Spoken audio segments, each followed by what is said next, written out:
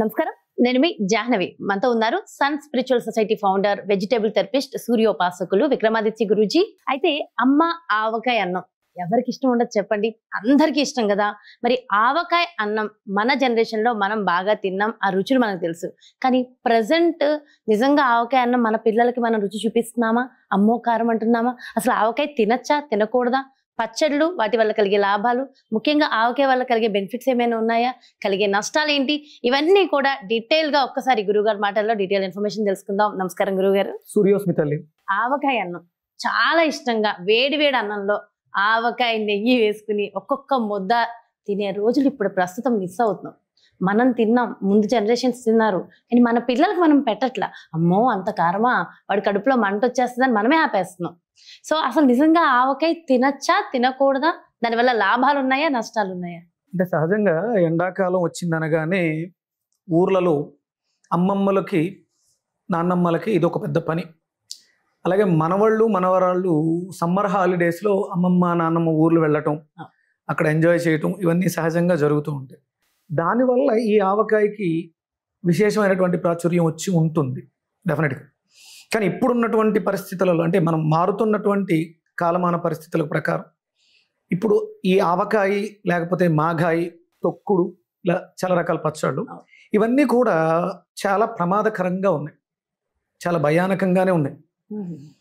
ఇవి మనం మీకు ఆధునిక వైద్య విధానం ఆవకాయను పూర్తిగా నిషేధించింది. పచ్చళ్ళు, నిలవ పచ్చళ్ళు ఏవి కూడా ఆరోగ్యానికి మంచిది కాదు అని గంటపదంగా చెప్తుంది.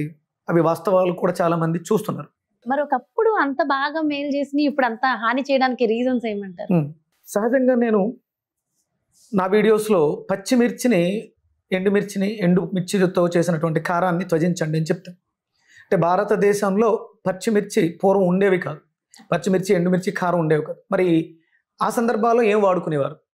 పచ్చిమిర్చి అనేది లేదు అన్నప్పుడు ఏం వాడేవారు? ఆ స్పైసీనెస్ కోసం, కారం కోసం.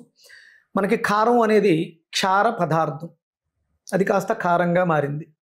పచ్చిమిర్చి ఎలా ఉంటుందంటే కారంగా ఉంటుంది, అది ఒరిజినల్గా క్షారము దాన్ని అనేవారు, దానికి అసలు కారము అని తీసుకోవచ్చు.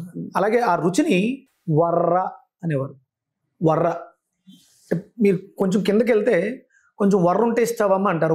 వర్ర అంటే కారంగా ఉంటుంది, ఒక పౌడర్ ఎర్రగా ఉంటుంది, ఆ పౌడర్ని వర్ర అనేవారు. అంటే వర్ర అనేది క్షారాన్ని కలిగి ఉన్నటువంటి పదార్థం. మరి అప్పట్లో మరి కూరల్లో వాటిలో ఏం వాడుకునేవారంటే వర్ర ఆకు, అంటే ఒక ఆకు కారంగా ఉంటుంది, అది దాన్ని వర్రాకు అనేవారు, దాన్ని వాడుకునేవారు. ఇక మీరు అడిగినట్టు ఆవకాయ తీసుకుంటే అత్యద్భుతమైనటువంటి వంటింట్లో ఉన్నటువంటి ఔషధ గుణాల సమ్మేళనం అది. లవణము, ఉప్పు, ఆవాలు, మెంతులు, వెల్లుల్లిపాయలు, పసుపు, ఆవకాయ ముక్కలతో కలిసినటువంటి సమ్మేళనం. అంటే విటమిన్ సి పుష్కలంగా ఈ సీజన్లో మనకి మామిడికాయలో వస్తుంది. ఈ ఆవకాయకి వాడే మామిడికాయ టెంక గట్టిగా ఉంటుంది, తొక్క చాలా మందంగా ఉంటుంది. వాటిని అంటే ఈ ఎండాకాలం పట్టుకుని, ఈ ఎండాకాలంలో తినడం కోసం కాదు, ఇప్పుడు వచ్చినటువంటి వాటిని మిగతా రోజుల్లో, అంటే వర్షాకాలం, శీతాకాలంలో దీన్ని, అంటే మనం అప్పుడు ఎక్కువ దూరం ప్రయాణించి కూరగాయలు తెచ్చుకోవడానికి, లేకపోతే అంత ఎక్కువ పంటలు అవి ఉండేవి కాదు, కాబట్టి కేవలం అన్నం వండేసుకుంటే ఆవకాయ పచ్చడితో తినేసి. అలాగే మనకి ఇప్పుడు అమ్మమ్మలు నాన్నమ్మలు ఇంటికి వెళ్ళినప్పుడు ఈ ఆవకాయ పట్టినప్పుడు పచ్చడంతా పట్టేసిన తర్వాత జాడీలో వేసిన తర్వాత ఆ బేసిన్ని అన్నం ముద్దతో ముద్దలు కలిపి అమ్మమ్మ చేతుల మీదుగా నాన్నమ్మ చేతుల మీదుగా తిన్నటువంటి ఆ రోజులు అద్భుతమైనటువంటి మధురానుభూతులు. అవి మళ్ళీ మనకి నాగేశ్వరరావు గారితో సాంగ్ ఉంటుంది, ఆనాటి ఆ స్నేహం ఆనంద గీతం, అంత మధురంగా ఇప్పుడు మోడల్ అమ్మమ్మలు అయిపోయారు ఇప్పుడు అంతా. ఇప్పుడు అమ్మమ్మలు కూడా అంటే పచ్చడి కలపాలంటే చేయమండదు, అదే మోడల్, అంటే అంత డెలికేట్ అయిపోయి ఉన్నాం. ఇంకొకటి ఏంటంటే, ఓకే ఇక్కడ నేను ఆ ఎర్రకారాన్ని మనం ప్రమాదంగా తీసుకున్నా, అందులో కారం వేయటం అనేది ప్రమాదంగా తీసుకున్నా. సముద్రపు ఉప్పు, ఇప్పుడు మోడర్న్లో ఏం చేస్తున్నారంటే సాల్ట్ వేస్తున్నారు, సింథటిక్ సాల్ట్. నూనె, గానుగ నూనె వేసేవారు, నువ్వుల నూనె మాత్రమే వాడేవారు. ఇప్పుడు ప్యాకెట్ ఆయిల్. అలాగే విపరీత వెల్లుల్లిపాయలు, ఆవపిండి, మెంతులు, స్వచ్ఛమైనటువంటి నువ్వుల నూనెలో నానినటువంటి మెంతులు, ఆవాలు, వెల్లుల్లి, పసుపు కూడా అద్భుతమైనటువంటి వ్యాధి నిరోధక శక్తిని, మన శరీరం చాలా యాక్టివ్గా ఉత్సాహంగా ఉండడానికి శక్తిని ఇవ్వగలిగిన కెపాసిటీ అప్పట్లో ఉన్నటువంటి ఆవకాయ పచ్చడికి ఉంది. ఇప్పుడు అవి మీరు పర్ఫెక్ట్గా వాడితే ఇప్పుడు కూడా అవే గుణాలు ఉంటాయి. సహజంగా చెప్పేది ఏంటి అంటే ఆవకాయ పచ్చడి తింటే, నిలవ పచ్చళ్ళు తింటే బీపీ పెరుగుద్ది అనేది అపోహ మాత్రమే. అప్పుడు మనకి రుచికరంగా ఉన్నటువంటి పదార్థం, ఆరోగ్యకరంగా ఉన్నటువంటి పదార్థం కొన్ని వందల సంవత్సరాలు మనం దాన్ని చూసిన, గత ఒక 50 ఏళ్ళు 60 ఏళ్ళు వెనక్కి వెళితే ఆ అద్భుతమైనటువంటి ఆరోగ్యాన్ని ఇచ్చినటువంటి ఆహారం ఇప్పుడు విషంగా ఎందుకు మారుతుందంటే మనం దాన్ని పాడు చేసాం కాబట్టి. మనమే పాడు చేసాం. స్వచ్ఛమైనటువంటి నువ్వుల నూనె వాడట్లేదు, సముద్రపు ఉప్పు దంచుకొని జల్లించి వేసేవారు, సింథటిక్ సాల్ట్ వాడేస్తున్నాం. ఇది ప్రధానమైనటువంటి. ఇక పసుపు తక్కువగా వేస్తున్నారు, అంటే సమపాళ్లలో వేశారు. ఒకవేళ కారంలో చెడు గుణాలు ఉన్నా ఇందులో మిగతావన్నీ కూడా మంచి గుణాలు అధికంగా ఉన్నాయి కాబట్టి ఆ కారం, అంటే కారంలో సైనైట్ ఉందని చెప్పేసి అని కొన్ని రీసెర్చ్లో తెలిసింది. పచ్చిమిర్చి, ఎండుమిర్చి, కారంలో విష పదార్థాలు అధికంగా ఉన్నాయి. ఎందుకంటే ఇప్పుడు పెస్టిసైడ్స్ ఎక్కువ వాడుతున్నారు దానివల్ల అది విషతుల్యంగా తయారైంది. ఇప్పుడు పచ్చళ్ళు కూడా ఎక్కువ నిల్వ ఉండట్లేదు. ఎందుకంటే మొక్కలకి, మామిడి మొక్కలకి ఎరువులు ఎక్కువ వేసేస్తుంది, అందుకని తొక్క పలచబడిపోతుంది, అందుకని ఎక్కువ రోజులు నిల్వ ఉండదు. పూర్వం ఆ ఆవకాయ పట్టేటువంటి ఆ మామిడికాయ తొక్క చాలా గట్టిగా ఉంటుంది. ఇప్పుడు ఆ పరిస్థితి లేదు. అందువల్ల ఏంటంటే పచ్చడి కూడా త్వరగా పాడైపోతుంది. అలాగే అందులో వేసినటువంటి సింథటిక్ సాల్ట్ మనకు అనారోగ్యాన్ని దారితీస్తుంది. అందుకని తినలేకపోతున్నాం, పెట్టలేకపోతున్నాం. ఇంకొకటి ఏంటంటే ఇప్పుడు మనం మ్యాక్సిమం ఎసిడిక్ నేచర్ ఫుడ్స్ తోటే వెళ్తున్నాం. ప్రెగ్నెంట్ అయిన దగ్గర నుంచి ఆ స్త్రీ విపరీతంగా మాంసాహారాన్ని భుజించడం, పిజ్జాలు, బర్గర్లు, లేట్ నైట్లు తినడం, దీనివల్ల ఆ పిల్లలు కూడా, పుట్టే పిల్లలు కూడా డెలికేట్గా పుట్టడం, వాళ్ళకి లివర్ ఎఫెక్ట్ అయి ఉండడం, జాండీస్ రావటం. దీనివల్ల ఇప్పుడు మరి ఈ ఆవకాయ చాలా స్ట్రెంగ్త్, ఎనర్జెటిక్. ఆవకాయ అంటే ఎనర్జీ అండి. అంత ఎనర్జీని తట్టుకునే కెపాసిటీ ఇప్పుడు ఉన్నటువంటి పిల్లలకు కానీ పెద్దలకు కానీ ఎవరికి లేదు. కానీ ఇప్పటికీ ఆవకాయ ఔషధమే 100%. ఇంకేమీ ఎక్కలేదు. ముద్దపప్పు వేసుకుని, ఆవకాయ వేసుకుని, నెయ్యి వేసుకుని తింటే జీవితం ధన్యం అంతే. ఆ రోజు అది అమృతం.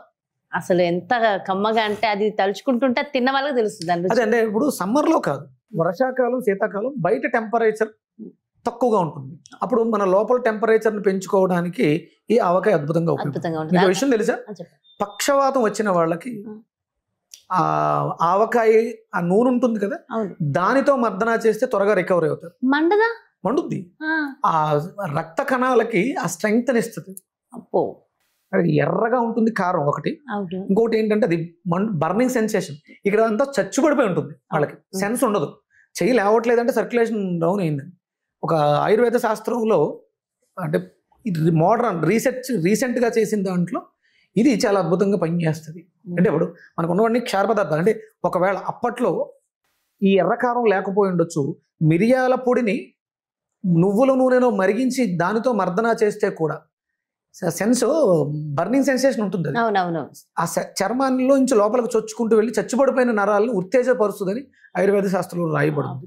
పక్షవాతానికి ఆవకాయ నూనె నిజంగా వినడానికి కూడా చాలా ఇంట్రెస్టింగ్ గా ఉంది, అండ్ చాలా బాగా క్యూర్ అవుతుందని చెప్తున్నారు. సూపర్. అలాగే ఆ డెన్సిటీ మనకి తేనెలో కూడా అదే డెన్సిటీ ఉంటుందండి. అంటే పక్షవాతం వచ్చిన వాళ్ళు అధికంగా తేనె తీసుకున్నా కూడా పక్షవాతం, అంటే టెంపరేచర్ పెంచడమే. లోపల టెంపరేచర్ డౌన్ అయిపోయింది, సర్క్యులేషన్ లేదు కాబట్టి అది పెంచడమే. ఇంకా ఆవకాయ మనిషికి విపరీతమైనటువంటి ఆ శక్తిని ఇస్తుంది, ఆ సెన్స్ని పెంచుతుంది. కాబట్టి అందులో ఎన్ని రుచులు ఉన్నాయి? పులుపు, ఉప్పు, వర్ర కారం, మెంతులు చేదు, వెల్లుల్లిపాయలు వగరు. అంటే వగరు, కారం అన్ని రుచులు మేళవించుంది. ఇది ఇంకా ఔషధం కాకపోతే ఏంటి? మనం ఉగాది రోజు తినే పచ్చడిలో ఎన్నైతే రుచులు ఉన్నాయో అన్ని రుచులు ఆవకాయలో ఉన్నాయి. ఒక్క తీపి తప్ప. అంటే కొంతమంది కొంచెం బెల్లం కూడా వేస్తారు, చిన్న బెల్లం ముక్క కూడా వేస్తారు. కొన్ని ప్రదేశాల్లో తీపి ఆవకాయని కూడా పట్టుకుంటారు. అప్పటికి షడ్రుచులు వచ్చేసాయి. సో షడ్రుచుల సమ్మేళనం ఆవకాయ పచ్చడి అసలు అద్భుతం. అదే, అందుకని ఆవకాయ మంచిదే. కానీ ఇప్పుడున్నటువంటి పిల్లలు పెరుగన్నంలో కూడా ఆవకాయ పెట్టుకుని అసలు మధురమే మధురం. అది ఆ రుచి. అది అంటే పూర్వం వాళ్ళు ఏది చేసినా మన సౌలభ్యం మన ఆరోగ్యాన్ని దృష్టిలో పెట్టుకుని చేశారు. మనం చిన్నప్పుడు తిన్నాం కదా గురుగారు, మనం ఇప్పుడు ఈ జనరేషన్ లో ఎందుకు పిల్లలకి పెట్టడానికి భయపడుతున్నాం? అదే ఇంకా వాళ్ళకి విరోచనాలు అవుతాయి. ఒక రోజు అయితే మన పేరెంట్స్ తట్టుకున్నారు, మనం తట్టుకోలేదు. దాన్ని తట్టుకునే కెపాసిటీ ఉంటే నో ప్రాబ్లం, తట్టుకోలేకపోతే విరోచనాలు అవుతాయి. అంటే అంతకు మించి పెద్ద ఇబ్బంది. ఎసిడిటీ, బర్నింగ్ సెన్స్ ఉంటుంది. స్టార్టింగ్ లో నెమ్మదిగా సెట్ అయిపోతుంది. మీరు రెగ్యులర్ గా ప్రతిరోజు ఇదే ఆవకాయ బదులు కంపల్సరీ ప్రతి ఇంట్లోనూ ఉండవలసింది నిమ్మకాయ పచ్చడి.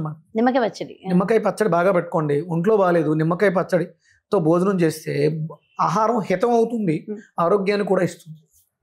అదే నువ్వుల నూనెలో ఫెర్మెంటేషన్ అయినటువంటి మెంతులు విపరీతమైనటువంటి ఔషధ గుణాలు. మామూలుగా మెంతులు తీసుకుంటే 10% అనుకుంటే, నువ్వుల నూనెలో నానడం వల్ల, ఆవపిండితో వెల్లుల్లిపాయలతో కలవటం వల్ల ఈ మెంతులు మరింత శక్తివంతంగా పనిచేస్తాయి. అంటే షుగర్ పేషెంట్తో, డయాబెటీస్ వాళ్ళు ఎవరైతే బాధపడుతున్నారో వాళ్ళకి ఈ మెంతులు చాలా బాగా పనిచేస్తాయి.